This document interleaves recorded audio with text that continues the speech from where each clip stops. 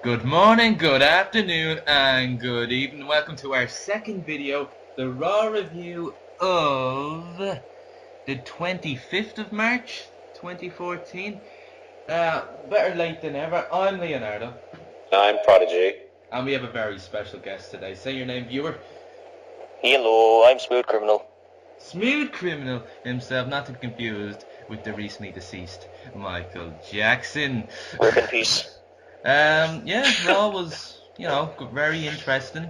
No Daniel Bryan, I suppose that's okay. But, let's go ahead with the review. Raw kicked off with, I believe, Stephanie McMahon coming in. And she was talking, what was she talking about again? She was addressing the incident between Daniel Bryan and Triple H last week. She says that she does believe that she went too far, but she was just, trying to get her message over. Yeah. And she feels that Daniel Bryan's the real criminal here. Then, of course, Randy Orton came out. He, in the words of Batista, who comes out just after, was kissing her ass. When he came out, Batista, he just said Randy Orton was just drooling all over, and he always has. And then that came up with a Stephanie McMahon slap to the face. I overall enjoyed this segment. Well, yeah, he came out and said about how it's not the first time that she's been drooled over, so she took offense to that. Yeah, I was just about to say that. Trigger ooze. What? Trigger. Trigger what? Ooh, damn. Why? Why? Don't even know. Oh yeah, keep a bit of professionals. Yeah, whatever. Never mind. I just want to put in that I'm glad Batista's in the main event. I'm glad he's coming out to these segments, and I'm really enjoying what WWE's been putting on, on the Raw to WrestleMania. Yeah, well, I don't know whether you want to, when he came back, he's going to be a face or not, but he's being a pretty badass heel. People aren't liking him. People don't like his attitude. People are still booing him. That's one thing I don't get. They complain oh, he's shit, he's bad. But he's getting so much heel heat, and he's the perfect heel to be coming into WrestleMania. One of Triple H's boys, and he's coming up against Daniel Bryan. Obviously, he's coming up against Daniel Bryan because there's no way in hell Triple H is winning at WrestleMania. But, yep. Yeah, I wouldn't really mind if Batista, Orton, or Daniel Bryan walked out of the title. But obviously, preferably Daniel Bryan because he hasn't really got a decent reign yet. I think he deserves it. Yeah, definitely deserves it. Well, I think his time, not to use John Cena quote here, but his time is now. Why? But I know, but he's relevant. He's more relevant to than Batista and Orton are. I mean, they've had their time, they've had their spot. I think Daniel Bryan deserves the time right now. With the current situation of, the fans love him. And he's so over. It beggars belief. So I think it'd be a perfect opportunity to award him the title now and just give him a decent run. Definitely. Yeah. It's kind of like Chris Benoit all over again. Winning the Triple Threat Mania. Who's that? Yeah, God, yeah. And then obviously defend the Extreme Rules next month because that'll probably happen again, the rematch from WrestleMania. But I could probably see a Batista and Daniel Bryan rivalry, just after he finishes Raw. I don't know what Orton's going to do after WrestleMania, but I don't think he'll be anywhere near the title scene anymore. Well, it'd be a bit different to see a Batista and Bryan rivalry instead of Daniel Bryan and Randy Orton. I'm not saying it's a bad thing because their rivalry was pretty good, but it'd just be a bit better if we've seen something a little different. That's why Batista's there. People think Batista's there just obviously what he's coming out saying to win titles, but the thing is he's there to put people over clearly because he's not going to have a big long title, right? There's no way that's going to happen. No, I highly doubt it. It's simple as that. He's just that big heel to put the big baby face like Daniel Bryan over. Exactly. Yeah, pretty much. Narrowed it down for tea. The next match on Raw was a very good match. I'm surprised since it was a fair for you. It was Christian, Dolph Ziggler, Alberto Del Rio, and who was in? It was Sheamus. Yeah. Brilliant match. This was a really good match actually. Ziggler doing what he always does, showing off. I'm not. I preferred Ziggler. A while back. I'm not a big fan of him now, to be honest. Kind of. Yeah. But so you preferred him as a heel. Exactly. He still puts on good matches. Del Rio, still like Del Rio. Always will prefer him as a heel. He was okay as a face, but always will prefer him as a heel. Yeah, Sheamus put on a good show as well. You know, he plays that big guy role very well. Yeah, he does. Well, it does actually remind me a bit of Razor Ramon, but obviously not personality-wise. No, definitely not. But yeah, it was an overall good match, and I was happy Christian won because I think he can bring back that heel attitude he had like 10 years ago as Intercontinental Champion. He could, you know, I didn't really like his face Intercontinental title run like a year ago or a year or two ago. It just was too boring. I don't really like him as a face. No, that's why him being a heel is quite good. Give everyone a chance to see what type of heel he can be. Yeah, exactly. You know, he was a heel in the past, but it was a bit, you know, a while back when he was younger, so he was a bit more of a cocky, arrogant kid compared to what he is now. He's an experienced veteran. He's been in the business for a long time, so, you know, to see what they do now with him is going to be interesting. You know, the whole one more match thing, I just got boring way too quickly, so... Yeah, see him now. You know, he receives a lot of criticism from JBL quite a lot, and you know, people he just seems to own him back after every time. He doesn't. He responds to it really well. He doesn't let it get to him, you know. But, definitely not. But yeah, it was sad to see, like, you know, it came to main event and he actually wasn't in the match. It was actually Dolph Ziggler. But yeah, I don't know. Woody would have won that night if he was there because Dolph Ziggler lost. So don't know. I think he would have. You know, I don't know. I just had a feeling that he was going to be the one that ended Big E's reign. So I would have liked to have seen it anyway. I heard Smooth talking about what's his opinion on this. I just personally think I hoped he would have won, but I couldn't see it happening now. Yeah, obviously he's going to that Battle Royal at WrestleMania, along with the injured Rey Mysterio at the moment. But I couldn't see him win the Battle Royal, but probably sometime after WrestleMania he'll grab the IC title because you know Big E's been very stale. You know, nobody's really into him anymore. And it's about time they brought actual storylines into the mid card for the IC title and the US title. So yeah, I was just about to say the US title also needs to kind of get defended and involved more.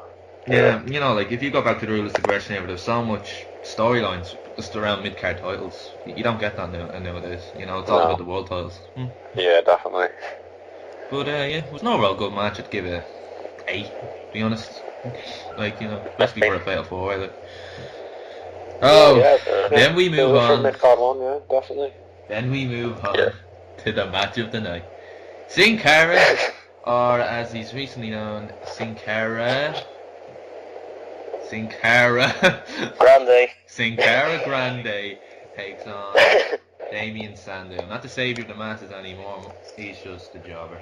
He's absolute no doubt a jobber. New teams have just annoyed me. I'll tell you what made that match even better. You know, seeing Scooby-Doo in Sin Cara's corner just seemed to have motivated him to try and win the match even more, just to please that man dressed in the dog costume. Yeah, especially the fact that actually was Scooby-Doo. Yeah, I just don't understand where was Shaggy. I just don't get it. Yeah, hopefully dead. We're getting stoned. All right. Anyways, to get back to Damien Sandow, this guy looked like world champion material about 3 months ago, but now he doesn't even look hardcore title material at this point. To be honest, they took the robe off him. You know, they barely ever give him mic time, and I don't know what they're gonna do with him. If he has the patience, they might give him some, but I don't know. I feel they kind of need to do something with him, like they kind of have with Wade Barrett, maybe. I suppose, yeah. Because you know, I think Damien Sandow could probably do it better because he's a better talker on the microphone. No, not necessarily bad news Barrett, but necessarily like repackage him. You know what I mean? You know, bring him like do sort of like a gimmicky thing. Keep him in the same gimmick, but add something onto it, like bring out more vignettes and all that. Yeah. Yeah, there's something like that. Like. Oh yeah, something to enhance his definitely career. Don't give up on him because you know he's so talented in the ring and on the mic. Yeah. His old gimmick was a lot better than his current one. I don't even know what his current gimmick is. His current gimmick is hello, I show up in jobs, simple as. Yeah, basically, generic job. That's really all you can say about this match. I'm happy that Unico's saying Sin Cara, but they're not really doing it for Sin Cara at the moment. So. They kind of ruined it because Like they could have set up Sin Cara versus Rey Mysterio. You know, whatever. Maybe we might get Sin Cara and Scooby Doo versus Shaggy and Damien Sandow. You see, this is where I stop you because you're annoying me. You're annoying the fucking world. So I'm gonna stop you right now because we have a very important match to talk about. Up next is the Los Matadores versus Ryback and Curtis Axel. Ryback. This match. Was short-lived. Does anyone remember this match? Because I don't. Honestly, I love Curtis Axel and Ryback. I don't really care for Matadores. But isn't that when the Shield came out and attacked them after the match? Oh, exactly. That's a good point. The Shield came out and they were all like, and exactly. Yeah. Totally not editing that out or anything. But, no, I don't blame you. But it was a pretty lame match. Los Matadores won on a roll-up. I don't know if it was Fernando Diego El Jefe or whatever he calls himself. He did a roll-up and the Shield came out attacked him, I believe. Yeah. Triple powerbomb to Ryback. A pretty average segment, but the Shield, putting themselves over as a face. I can dig it, I can dig it. Yeah. Oh yeah, they got a good crowd response. The crowd are solely behind them during that segment. Definitely. Yeah. Especially after last week when they attacked Kane, the fans are starting to jump on him now. I mean, obviously the fans liked them beforehand, but now they've kind of come out as say, yeah, we're the good guys now. So they kind of just jumped onto that, and they're kind of backing them up. Yeah, bringing up this year, I wasn't really happy when they joined the Authority because it didn't really make any sense. They were like rebels who were above the WWE, but they were kind of working with the WWE. It didn't make any sense in kayfabe. I just didn't get that. Yeah, well, isn't that kind of what D-Generation X did at one point as well? That's what I mean. That's one thing I didn't get either. I don't know. It makes sense. Yeah, it defies the whole rebellious image that they had. Hey, did Smooth say something there? No, I said it doesn't make sense. Oh, it doesn't make sense. I'm sorry. Right, we move on to the next segment, which is probably one of the best segments in a while. It was Michael Cole interviewed the WWE COO Triple H. Oh, yes. And Triple H, possibly, or most likely, we've said this before, the greatest heel in WWE history. Oh, he came out and do what he always does and buries. He absolutely buried the WWE Universe or the IWC or whatever you want to call it. I just thought it was hilarious. It was absolutely hilarious. The whole thing about them crying and the whole reality era, it was just gold. Well, whether or not they'll take this reality era thing any further or not, I don't know. But they kind of brought it up a little bit after this segment as well, so it makes the whole thing of the reality era might be something that I'm sick of this. It would make more sense to call it that because I've never really liked the title the PG era. It just gives it a bad image. It is PG, but when people say PG, you think, oh, well, that's just all kiddish stuff. But some of the stuff on it, you wouldn't necessarily reach out to a kid all the time. But then again, what are kids into these days? It's kind of promoting that stereotype that wrestling's just for kids. Yeah, it isn't though. Really, it isn't because most of the fans. Oh no, it's not just you see PG. All, really. You see PG and you think, oh, it's for kids. Yeah, because when you think about it, it's not like, oh, I know, I'm going to host a wrestling event at my local nursery. No, it's not exactly like that for kids, is it? No, I don't mean that. Totally shit on my weekend, Mike. Seriously. My apologies. Next match was Cody Rhodes versus Fandango. Wasn't as good as last week's Goldust and Fandango, but it was okay, I suppose. No, to be honest with you, I enjoyed it even more just because we got to see that little dance-off between Goldust and Summer Rae. I mean, that was definitely newsworthy. What was the thing at the end though, where she slipped on her ankle? What was that all about? She obviously just wanted to catch Cody Rhodes' attention. She caught my attention. Say that again. So did Goldust as well. Whatever the hell he was doing. I like Fandango and Cody Rhodes. They're good in the ring. You put the entertainment aside between Goldust and Summer Rae. They put on I suppose, okay match. Both of them are very good. So as we said earlier on, last week, Fandango definitely could be the next US champion if they book it right, But Cody Rhodes at this moment, I've heard some people say that next world champion, but I just can't on it. No.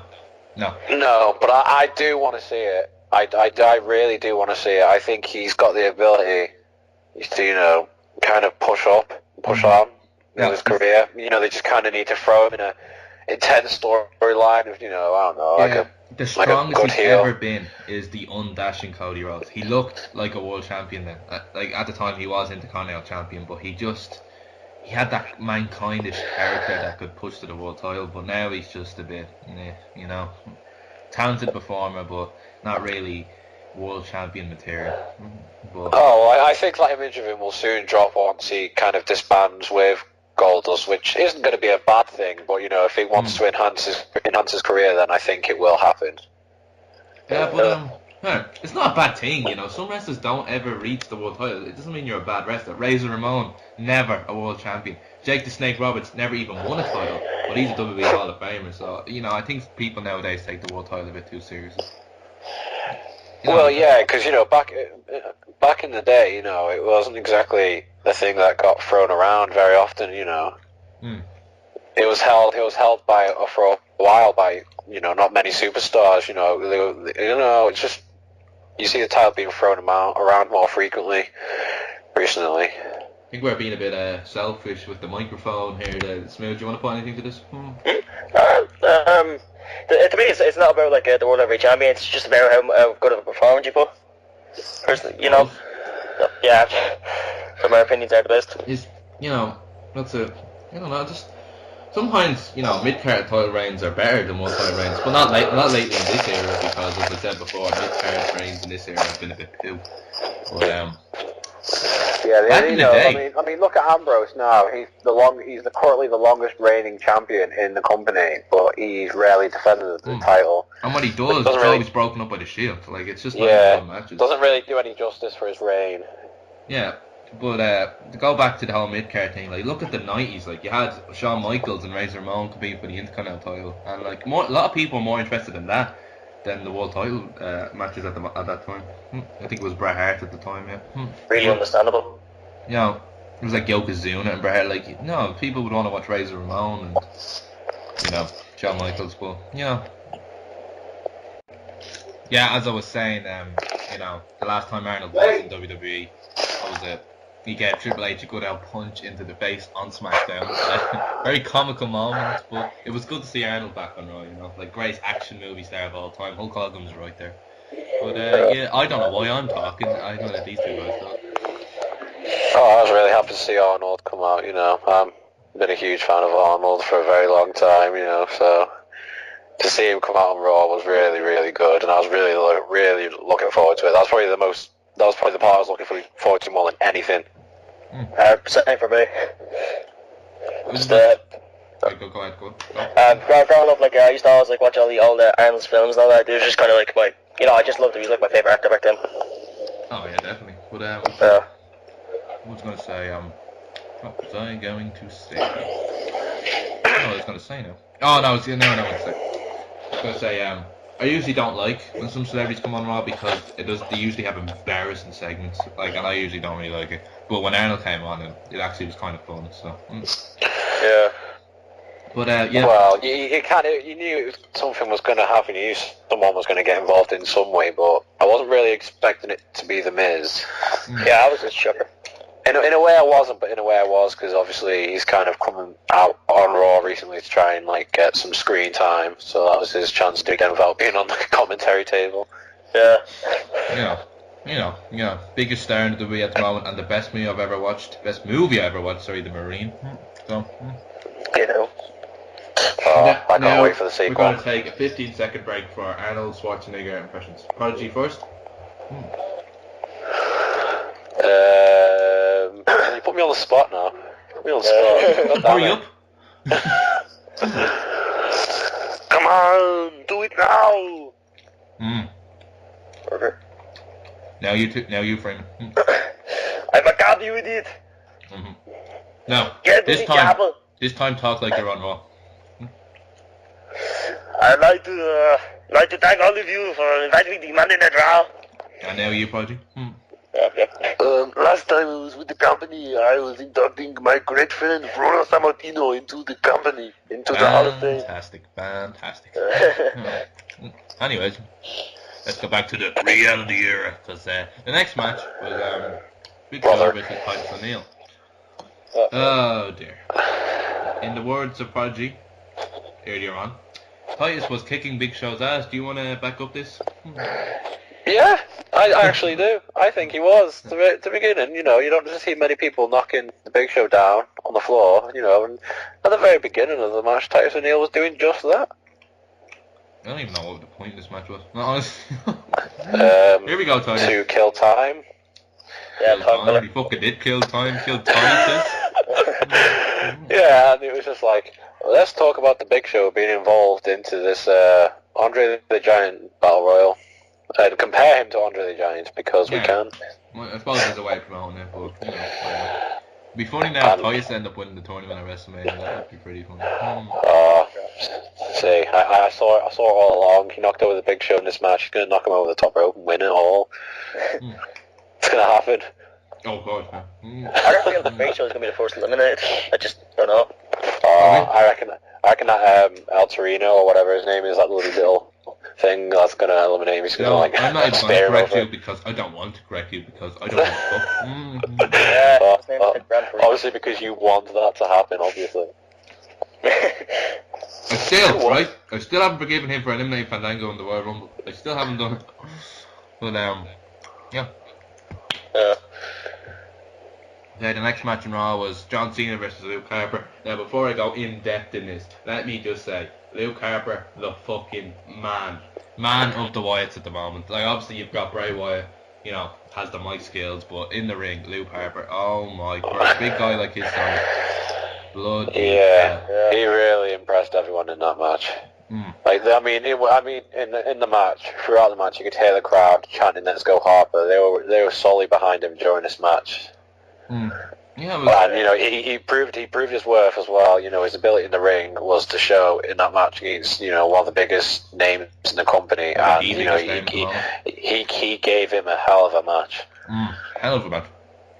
But you always say Cena can make anyone look good because he's that much of a good worker, to be fair. But Luke Harper in his own right, amazing wrestler.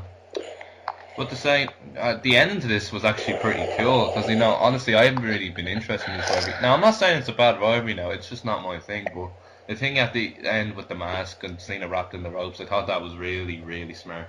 It was a bit unexpected. Unexpected, that's the word. Yeah, it was just there, lying there, sitting there. But yeah.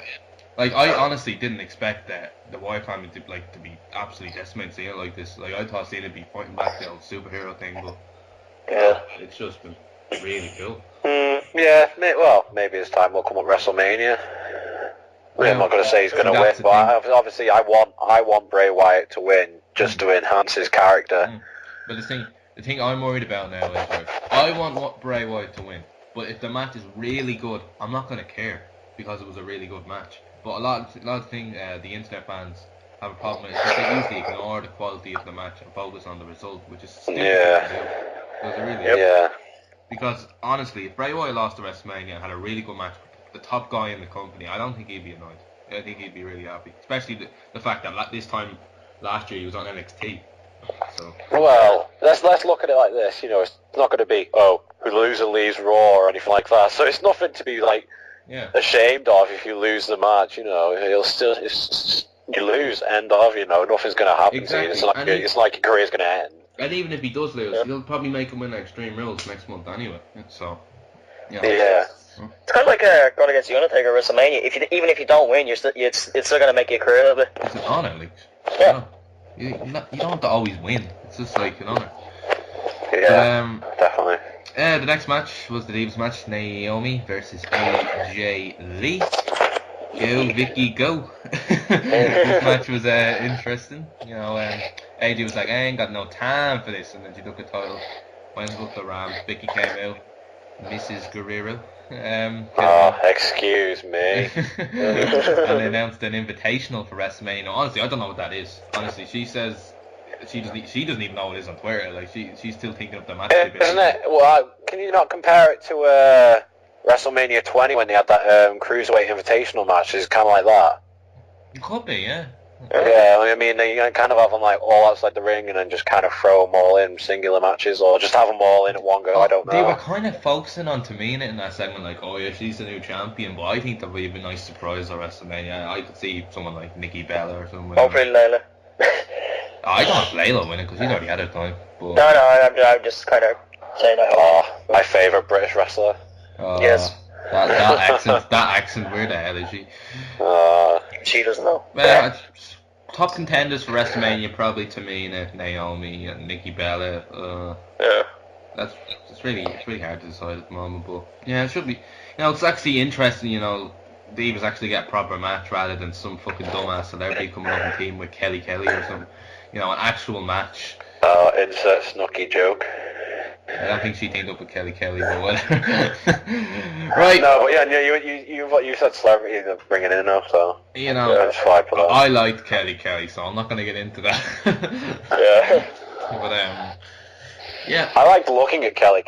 So other than that, who didn't? Born to pedophile. The next match was the Shield versus the Real Americans.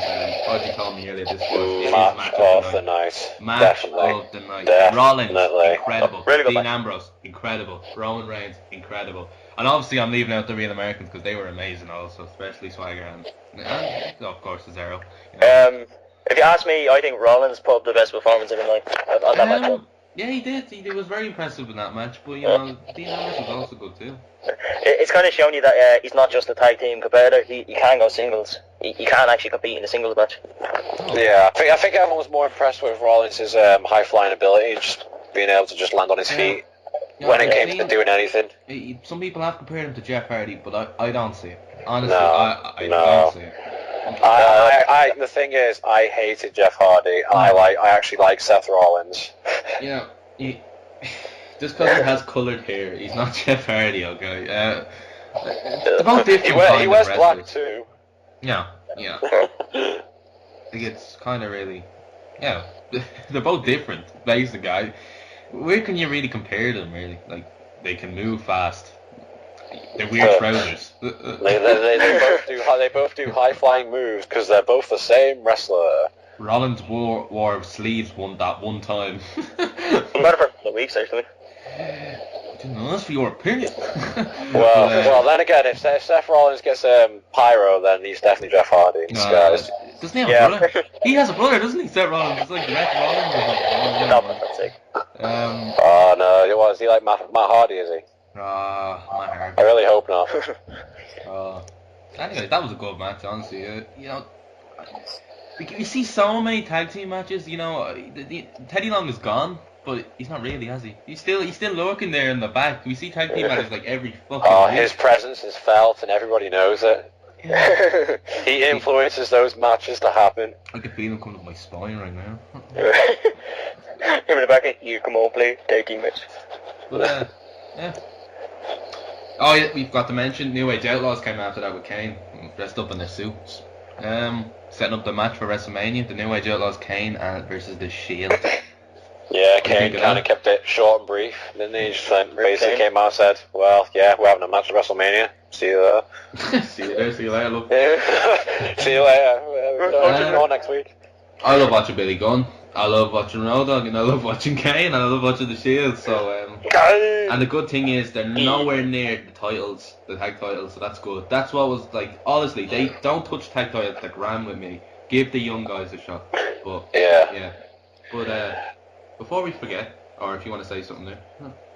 No, I just wanted to, kind of include the fact that we also found out the new inductee into the Hall of Fame. I was just about to say that, Mike. Sorry, I took that away from you. Ramon is in the Hall of Fame. About time, after getting his life back in control. He has suffered with drugs and all sorts of mental problems, but once again, DDP, the lifesaver, has brought Scott Hall back to life. In that case, I'm so tempted just to start doing DDP yoga now, just to see where that takes me. Everybody needs to do DDP yoga. It saves lives, for fuck's sake. But yeah, I'm really happy about this. Especially he's gone in before Kevin Nash, which is great because he's always been better than Nash, in my opinion. The only downside for me when I was watching that segment is that when you watch the clips of Razor Ramon, they kind of not included the fact that he was Scott Hall for WCW as well. I mean, obviously they're two separate characters, but you have to review this here. Vince McMahon is inducting the Razor Ramon character into the Hall of Fame. Yeah. He's not inducting Scott Hall. Could be an NWO thing next year. Yeah, he'll induct Scott Hall with the NWO. Well, yeah, I guess they kind of did it with Ric Flair, and they inducted him, and then inducted him with the Four Horsemen. Yeah. Well, yeah, definitely happy to see him in there. One of the all-time greats. Yeah, well, one of the greatest Intercontinental Champions of all time. Give me a second. I've just got the most amazing message on Twitter right now. Yeah. I recently put up Rob Van Dam versus Test from March 28, 2002 to this day, 12 years ago. And I just got a reply off it. Test is dead, question mark. Wait, what? No, oh my god, spoiler alert. I said the Spoiler real alert. RVD defends his Intercontinental title against the late Test. Oh, so he's late for school. No, he's dead. Sorry about that. I know I had to go off track, but honestly, ignorance. All I know is that I'm late for my test.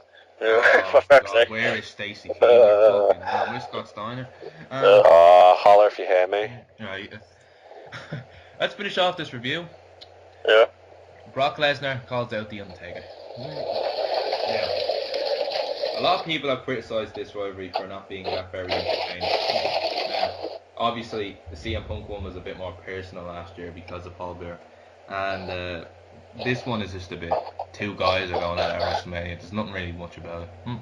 Yeah, it's kind of like when Mark Henry faced him. It's not really anything going on with the storyline. It's just they want a match, end off. But obviously, that Mark Henry match was like, it's a casket match. But this one's just, we're going to have a singles match. I think that's better, though. I think it's better. Well, yeah, of course. I don't want it to be a casket match, but I kind of want something else to be thrown in there to kind of make it a bit more interesting. No, it's better. Well, I don't think they'll do that.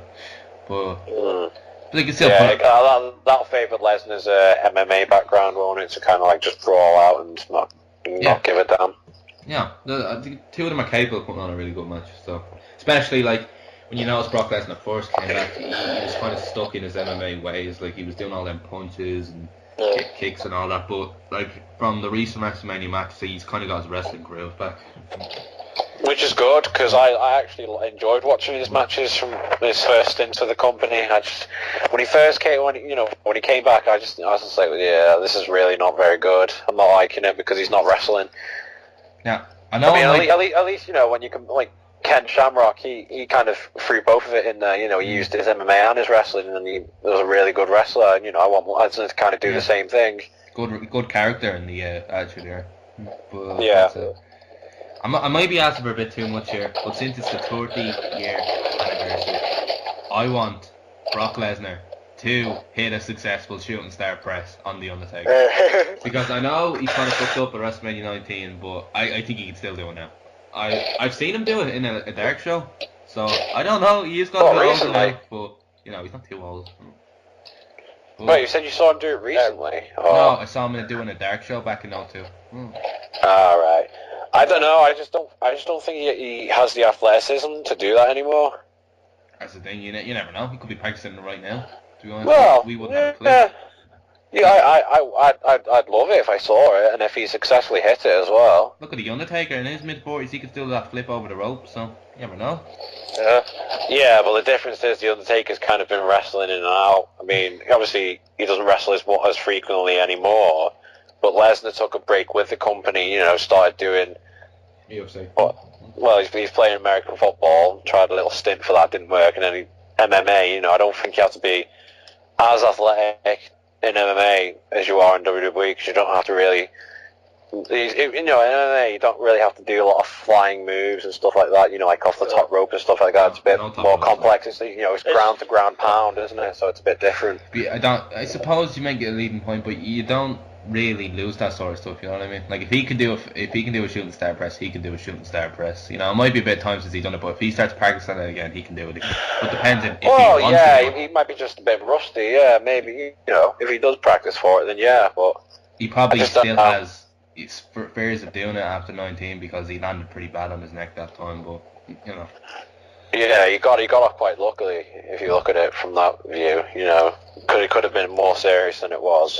Could be career ending. You should be proud. Like one of the greatest matches of all time, Kurt Angle and Brock Lesnar. So. Yeah. Not Kurt Angle's best, but one of the best. Yeah. Everyone knows that Kurt Angle versus Shawn Michaels probably his best. Oh yes.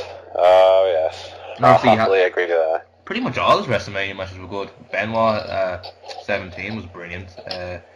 Was he at 18? Who was he facing at 18? Oh, wait a second. 18. Was it Kane? I can't remember actually.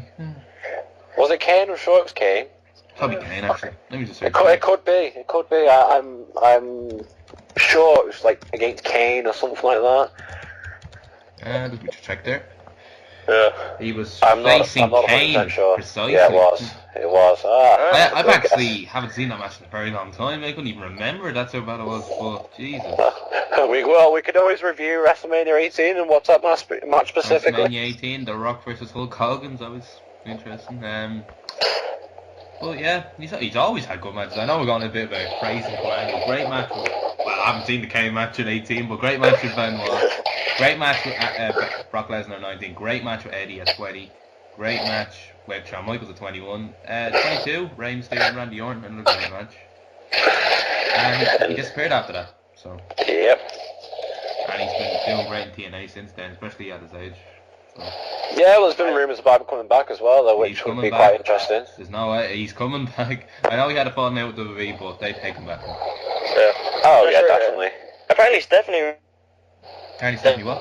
Stephanie's getting an interview. She said, Stephanie was getting an interview, and apparently she said, like, if he wants to go back, we'll let him. We'll welcome him for.